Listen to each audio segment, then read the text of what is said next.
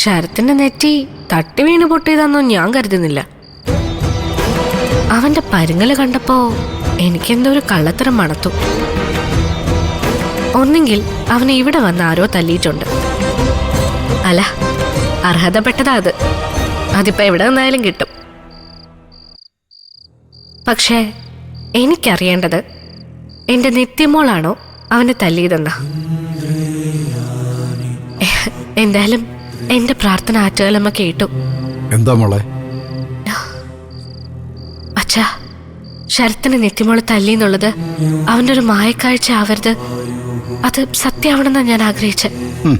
നല്ല പെട കിട്ടിയെന്നുള്ള സത്യമാ. ആരാണോ എന്തോ, ആരാണെങ്കിലും അടി കൊടുത്തവനും ദൈവത്തിനും നന്ദി. മോളെ, സിദ്ധുവിന്റെ കാര്യത്തിൽ മോക്ക് എനിക്ക് സങ്കടമൊന്നുമില്ല അച്ഛാ. എന്റെ സുധിയേട്ടന്റെ ഹൃദയത്തെ നന്നായിട്ട് നോക്കിയാൽ മതിയായിരുന്നു, അത്രേ ഉള്ളൂ. പക്ഷേ എനിക്ക് സങ്കടമുണ്ട്. ഒരിക്കൽ കൂടെ എന്റെ മകനെ നഷ്ടപ്പെടുത്തുമെന്ന് ഓർത്തപ്പം. അച്ഛന് മകളായിട്ട് ഞാനില്ലേ, മകനായിട്ടും. പിന്നെന്താ?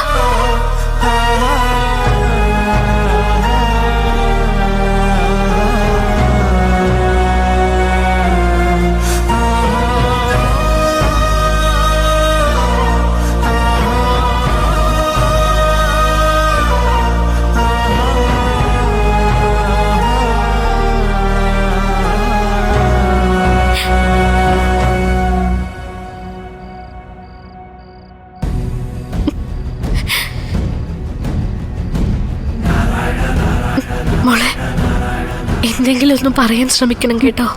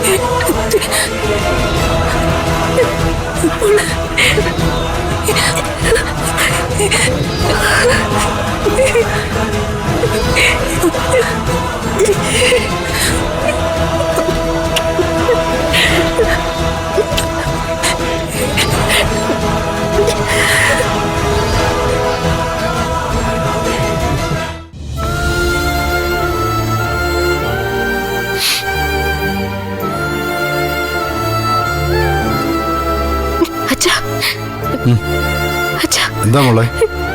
നിത്യമോള് തിരിച്ചു വരും അച്ഛാ. അവളെ ഏട്ടത്തിന്ന് വിളിക്കാൻ ശ്രമിച്ചു. ഇപ്പൊ എനിക്ക് ഉറപ്പായി അച്ഛാ, നമ്മുടെ നിത്യമോൾ ഉടനെ തിരിച്ചു വരും. സത്യമാണോ മോളെ? അതെ അച്ഛാ. അച്ഛന്റെ ഇടവും വലവും നിൽക്കാൻ ഇനി മുതൽ 2 പെൺമക്കളും ഉണ്ടാവും. ദൈവം അതിനുള്ള വഴി വെട്ടി തുടങ്ങി അച്ഛാ. മോളെ, ദൈവം വഴി വെട്ടിക്കോട്ടെ. പക്ഷേ എനിക്കൊരു കുഴി വെട്ടണം. അവന്, ആ ശരത്തിന്. ഇപ്പൊ ശരത്ത് പറഞ്ഞതുപോലെ നിത്യമോള് തന്നെയായിരിക്കും അവന്റെ തലമണ്ട അടിച്ച് പൊട്ടിച്ചത്. അറിയില്ല അച്ഛാ. ചിലപ്പോ ഈ റിഫ്ലെക്സ് ആക്ഷൻ എന്നൊക്കെ പറയുന്ന പോലെ നിത്യമോൾ എന്തേലും ചെയ്തോന്ന് അറിയില്ല. അത്രയ്ക്ക് ദ്രോഹിക്കുന്നുണ്ടല്ലോ അവൻ. ഇതൊന്നും അമ്മയ്ക്ക് മനസ്സിലാവുന്നില്ലല്ലോ എന്നുള്ളത് എന്റെ സങ്കടം. പാർവതി മാത്രമല്ലല്ലോ, എന്റെ അമ്മയും ശരത്തിന്റെ പക്ഷത്തല്ലേ. മുത്തശ്ശി പിന്നെ പ്രായമായ ആളാന്ന് വിചാരിക്കാം. പറഞ്ഞു പറ്റിക്കാൻ അവനെ പോലൊരാൾക്ക് പെട്ടെന്ന് പറ്റും. പക്ഷെ അമ്മ, പാർവതിയുടെ ബുദ്ധിയുടെ കൂമ്പടഞ്ഞുപോയി. ശരത്തും അവന്റെ അമ്മയും കൂടെ ഉണ്ടാക്കിയെടുത്തൊരു മായിക വലയത്തിലാ ഇപ്പൊ രണ്ടുപേരും. അച്ഛൻ എല്ലാ കാര്യങ്ങളും ഇങ്ങനെ വെട്ടി തുറന്നു പറയുന്നതിൽ അമ്മയ്ക്ക് നല്ല ദേഷ്യമുണ്ട്. ആ ദേഷ്യം തീർക്കുന്നത് മോളോടാണെന്നും എനിക്കറിയാം. കണ്ടത് പറയുന്നവന് കഞ്ഞിയില്ലെന്നാ പ്രമാണം. അത് എല്ലാ കാലത്തും അങ്ങനെ തന്നെ.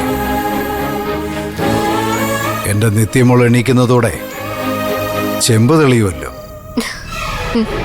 അന്ന് ശരത്തും അവന്റെ അമ്മ പ്രഭാവതിയും വീഴും. അതുവരെ അവൻ ജയിച്ചു നിൽക്കട്ടെ. മോളുവോ?